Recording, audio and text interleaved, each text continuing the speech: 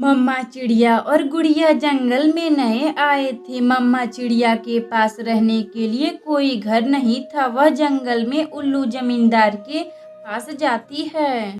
उल्लू जमींदार जी दरवाजा खोले, उल्लू जमींदार जी दरवाजा खोले, मेरी मदद करें। रानू चिड़िया की आवाज सुनकर उल्लू जमींदार दरवाजा खोल देता है। रानू चिड़िया उल्लू जमींदार से बोलती है, उल्लू जमींदार जी मेरी मदद करें, मुझे भी जंगल में रहने के लिए एक घर बनवा दें। चिड़िया तुम चिंता ना करो, मैं कल ही मजदूर भेजकर तुम्हारा घर बनवा दूंगा। रानू चिड़िया उल्लू जमींदार को कुछ किराया एडवांस में दे देती है और वापस अपनी बेटी गुड़िया के पास आती है। मम्मा क्या हुआ? उल्लू जमींदार जी ने क्या बोला है? वह अपना घर कब बनवाएंगे? गुड़िया बेटी, उल्लू जमींदार जी ने बोला है कि वह कल एक मजदूर भेजकर अपना घर बनवा देंगे। अपनी मम्मा का बात सुनकर गुड़िया खुशी से झूमने लगती है। मम्मा जब अपना घर बन जाएगा तो आप मेरा दाखिला एक बड़े से स्कूल में करवा दीजिएगा, क्योंकि मेरा पढ़ाई भी छूट रहा है।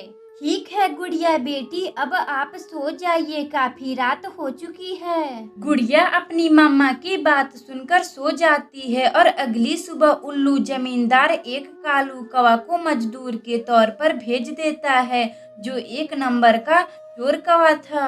रानू चिड़िया मुझे कहाँ घर बनाना है, मेरी मजदूरी काफी महंगी चलती है। कालू भैया आप पैसे की चिंता ना करें, मेरे पास बहुत पैसे हैं, आप मेरा पहले घर बना दीजिए। फिर कालू कौवा अपनी मेहनत और लगन से एक खूबसूरत सा घर बना देता है, जिसे देखकर गुड़िया बहुत खुश होती है और रानू चिड़िया कालू कौवा को पैसे दे देती है, जिसे लेकर कालू कौवा अपने घर आ जाता है। कालू जी आप इतने ढेर सारे पैसे कहाँ से लाए हैं? इतने ढेर सारे पैसे तो मैंने जिंदगी में कभी ही नहीं देखी हूँ।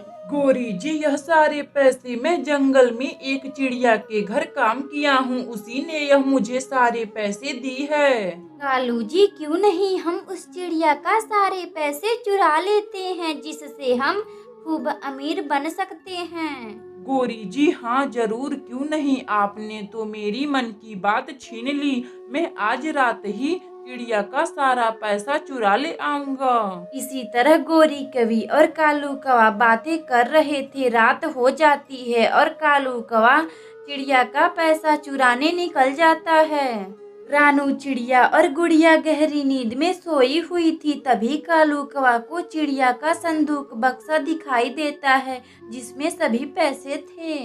जल्दी से मुझे सारे पैसे चुरा लेना चाहिए, वरना चिड़िया जग जाएगी। कालू कौवा आहिस्ता आहिस्ता बक्सा खोल देता है, सारे पैसे चुरा लेता है और उसे लेकर अपनी पत्नी गोरी कवि के पास आता है। अगली सुबह रानू चिड़िया अपने पैसे को ना देखकर वह बहुत रोने लगती है। मेरे सारे पैसे चोरी हो गए, अब मैं क्या करूंगी? मुझे तो कुछ समझ भी नहीं आ रहा है। रानू चिड़िया को इस तरह रोता देखकर बगल का पड़ोसी राजू कबूतर रानू चिड़िया के पास आता है। चिड़िया बहन क्या हुआ, तुम ऐसे क्यों रो रही हो?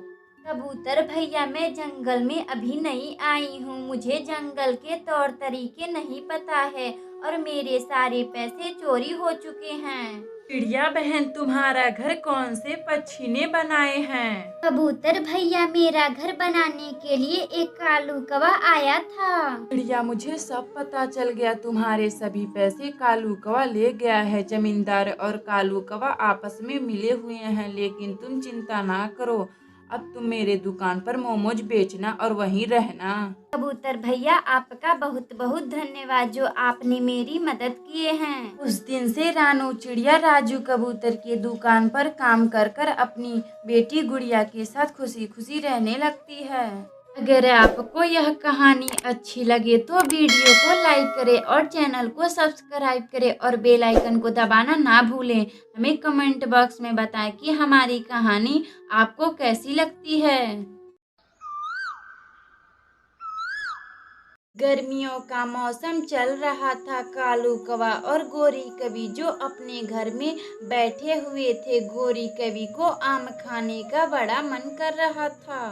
कालू जी, आपकी पत्नी गोरी कवि को आम खाने का बड़ा मन कर रहा है, क्यों ना हम आम खाने चलते हैं। गोरी जी, आम तो मेरा फेवरेट है, मुझे भी आम खाने का बड़ा मन कर रहा है। ऐसे बातें करते कालू कौवा और गोरी कवि लंबी उड़ान भरते हैं। रास्ते में उन्हें एक बूढ़ा आम का पेड़ दिखाई देता है। कालू जी, वह रहा आम का पेड़, लेकिन इस पर तो एक भी आम नहीं है। गोरी जी, हाँ, हमें यह आम का पेड़ इस साल भी आम नहीं खिला पाएगा। तभी बूढ़ा पेड़ आम का कालू कौवा और गोरी कवि से बोलता है, मेरी मदद करो, मुझे थोड़ा सा पानी पिला दो, पानी पीने के बाद मैं तुम्हें ढेर सारा आम दूंगा।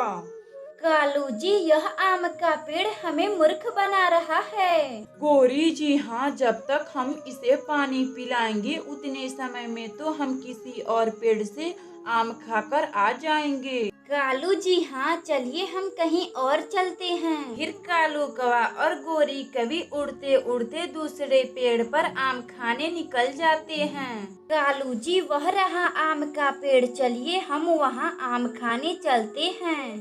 कालू कौवा और गोरी कवि फिर पेड़ पर बैठकर आम खाने लगते हैं।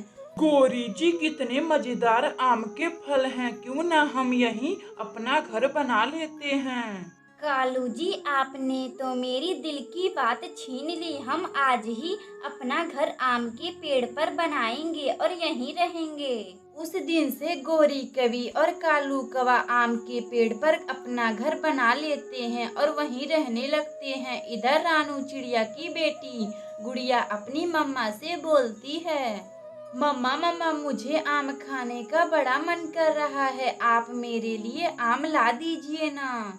क्या मेरी गुड़िया बेटी को आम खाने का मन कर रहा है? मैं अभी जाकर मीठे मीठे और पके पके आम लाती हूँ। मम्मा चिड़िया फिर अपनी बेटी गुड़िया के लिए आम लाने निकल जाती है। तभी उसे रास्ते में आम का पेड़ दिखाई देता है जो बिल्कुल बूढ़ा हो चुका था। मेरी मदद करो, मुझे पानी पिला दो, मुझे बहुत जोरों की प्यास लगी है।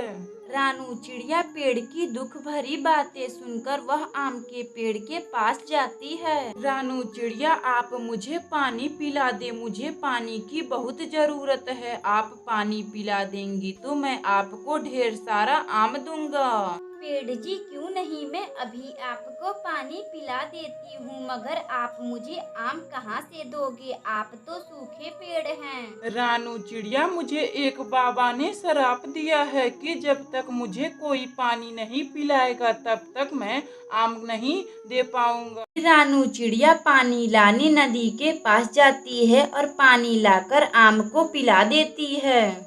आम के पेड़ को पानी मिलते ही वह श्राप से मुक्त हो जाता है और वह बहुत सारा आम रानू चिड़िया को देता है, जिसे लेकर रानू चिड़िया अपनी बेटी गुड़िया के पास आती है। मम्मा, यह आम कितने पके और मीठे हैं, खाने में तो मजा ही आ गया।